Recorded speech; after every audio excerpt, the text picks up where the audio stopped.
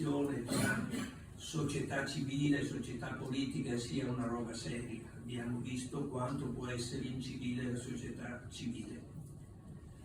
È un modo di vivere la cittadinanza, come ricordava l'assessore. Civis Romanus sum, rivendicava San Paolo con molto orgoglio. Si tratta anche semplicemente di dare il senso alle parole, dice il vocabolario Treccani, nobiltà di sentimenti civili, alto senso dei propri doveri di cittadino e di concittadino, e spinge a trascurare o sacrificare il benessere proprio per l'utilità comune.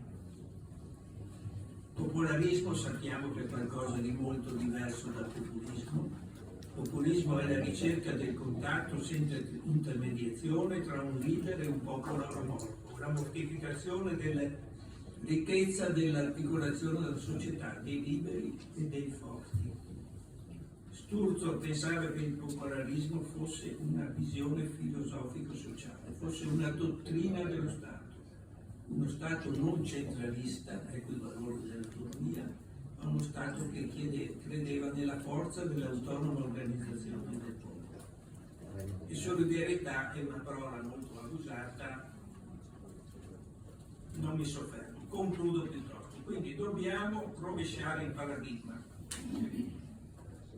Se noi ricordiamo questi valori, diciamo, che sono stati presenti nell'organizzazione della storia, il pensiero del personalismo cristiano, le visioni di un socialismo riformista, l'idea di un liberismo sociale, non sono ostacoli alla modernità, sono al contrario un fecondo osservatorio di valori e di idee per la spinta della modernità.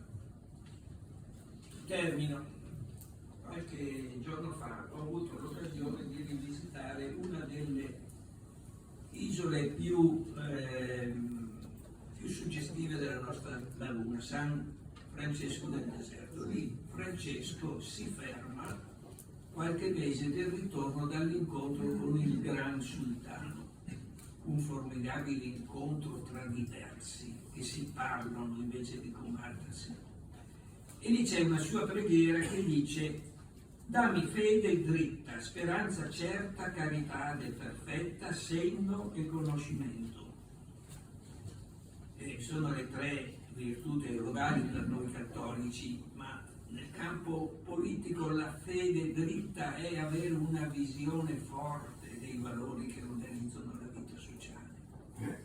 La speranza è capire che non esiste democrazia se non esiste capacità di suscitare una ragionevole aspettativa di futuro. E quando parla di conoscenza e senno, quanto mancano queste virtù nell'organizzazione politica contemporanea, la voglia di conoscere ciò che Berlinguer diceva che sta sotto la pelle della storia, la voglia di capire che bisogna non fermarsi alle superfici delle cose, bisogna usare il senno.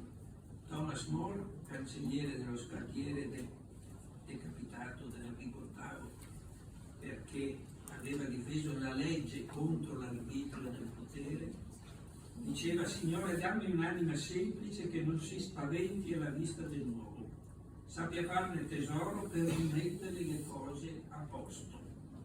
Ecco, ci sono da rimettere a posto un po' di cose, con laboriosità, con passione, con fondamenti valoriali. Ne varrebbe la pena. Vogliamo provarci? Proviamoci.